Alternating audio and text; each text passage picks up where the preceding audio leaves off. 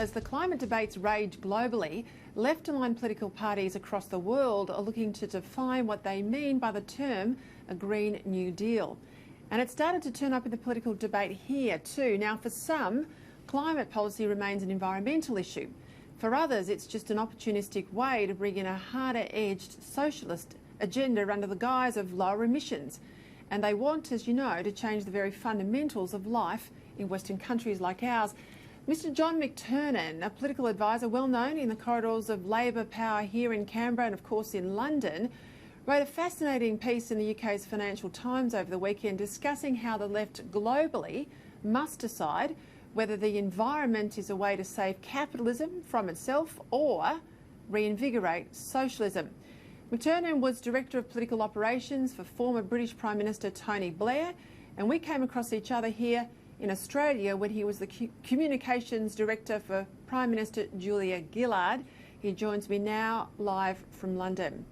John, as I said, terrific article you wrote for the Financial Times. You analysed the so-called Green New Deal that all parties of the centre-left seem to have embraced.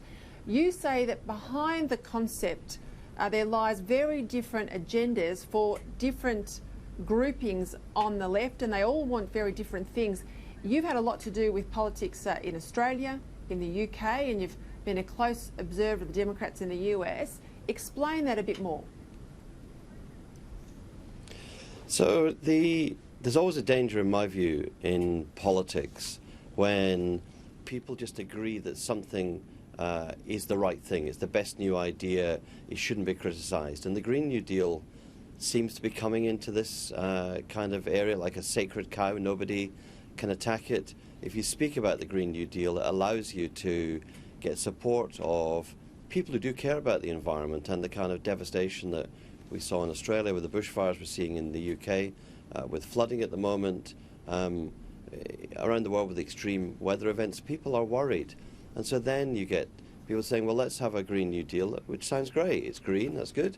It's a new deal, so it's like, you know, FDR, who turned the US economy around with the New Deal and created jobs and transformed the country, took it out of depression. So the rhetoric is really good, but underneath it, there's two very different ideas.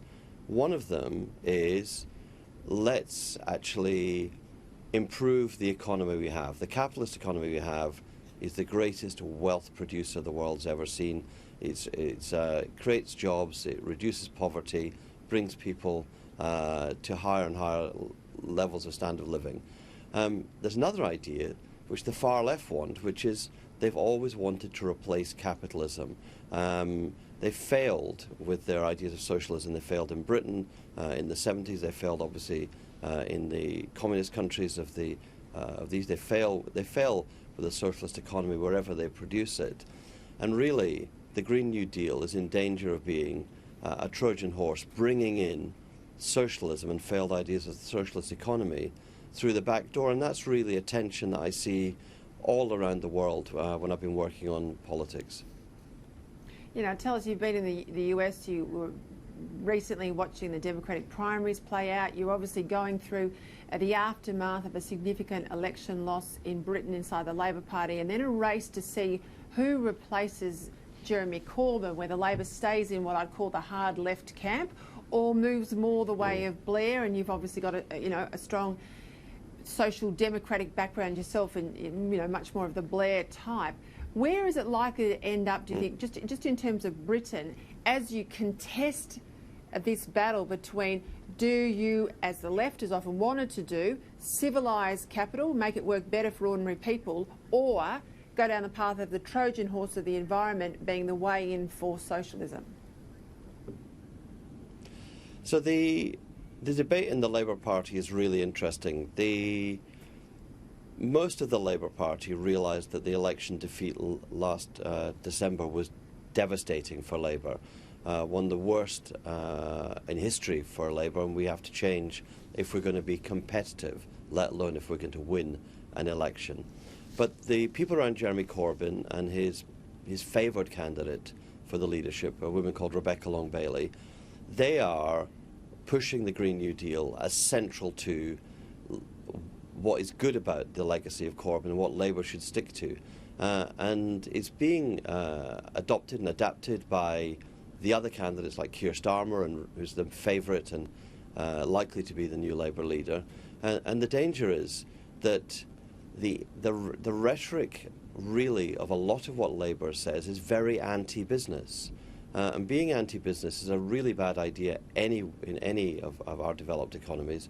But in Britain, only 16% of people work in the public sector. The rest of us work in the private sector. So being anti-business is like being anti almost everybody in the jobs that they have. And that is the kind of the danger, is the changing of the rhetoric to be anti-business. I think in the end, Labour are likely to be out of power for 5 to 10 years because it's going to take a battle inside the party to persuade members that they actually need to be supporting a leader who wants to be moderate and in the centre. And the thing in British politics is, as you've all observed, I think, is the dynamic has changed because of the new Prime Minister, Boris Johnson, the new leader of the Conservative Party. And we have in Britain, at the end of the year, he's hosting the United Nations Climate Change Conference, COP26. It'll be held in Glasgow. And I know from Number 10 that their ambition is for that to be a turning point, showing that Conservatives can look after the planet. Conservatives have a centre-right approach to climate change, which allows you to have economic growth and tackle environmental devastation. And I know it's a key strategic decision, partly because it's Boris Johnson's politics, but also it's very clearly opportunistic, which is that Isaac Levido, who you'll know, the strategist, understands that the Conservative Party need to win even more voters in the next election, younger voters, who are attracted by the rhetoric on the environment. And this is where politics becomes very interesting. It's not just if the left of centre parties sort themselves out.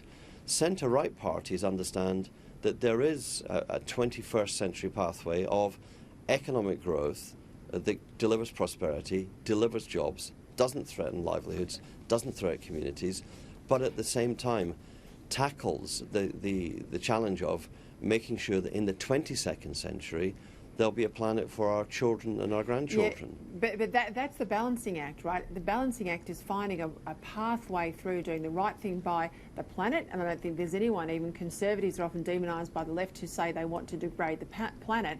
Everyone's in that same category in broad terms, but the Conservative centre-right's looking for a pathway that doesn't hit poorer people, doesn't hit their incomes, doesn't make their jobs more vulnerable, is not ashamed of the working classes. The modern Labor Party, dominated by the inner left and this very strong green tenet running through Britain and the hard left and certainly running through here, and all this talk about a Green New Deal, is almost embarrassed about blue-collar workers and, just making noises that you can trade a blue-collar job for a green-collar job doesn't cut the mustard, and they're not winning. You're not winning the seats that used to be your stomping ground, and Labor here is not winning those seats either. So, where there has been state socialism, the outcomes for the environment have been far worse than in Western democratic countries. So how do you walk that line? That's a very interesting question. I think it is the question. And I was recently in Sweden meeting with the ruling party, the Social Democrats, and they are very industrially based, very union based. It's a big manufacturing country still. And what they're doing is really a model for where the world should be going. They are developing steel manufacturing, which is carbon neutral. So it's saying we have to adapt, but we don't have to abolish. And I think that's the most important thing. So you have to look at ways of innovating in manufacturing, innovating in production. And if you get it right, you can be a leading economy. You can actually start to export around the world. And that is where the challenge is. And I think that if you set targets for 2050 or 2040, and in the UK, the Conservative government have set very ambitious targets for all new cars being not diesel, not petrol, but electric vehicles from 2035, 2040. if you give a lead-in time and you challenge industry and you challenge unions and you challenge workers to say, how do we have an economy that is decarbonising? How can we do this that isn't an excessive burden to business, but does drive innovation and creates exportable things? That, I think, is the way to do it. And but whenever let me just jump in there. Let me just jump in there. I mean, what you're a centrist, Blairite type of Labor strategist, the sort of Labor strategist or the sort of Labor type that we had in Australia for many years that successfully under Keating and Hawke led the country. Where does someone like you, though, sit inside the Labor Party? Because where Labor's headed, if you look at Corbyn and you look at how Sanders is doing in the race in the United States, where does someone like you have a home if something like climate change is not moderated by any sense of the economy? Well, at the moment in the UK, I am politically homeless, like many voters. A lot of working class voters found their home with the Conservatives. The question is, can the Labour Party become a place that I can be part of and contribute to?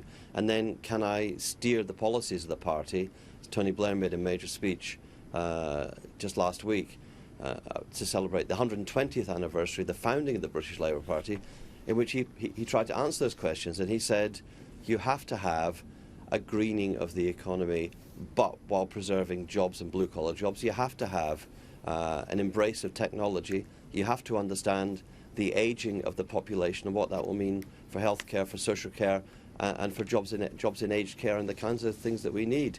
But the first thing is, it's that old joke, isn't it? It's how many psychiatrists it takes to change a light bulb. The light bulb's got to want to change. So the Labour Party's got to want to change in the UK and become electable.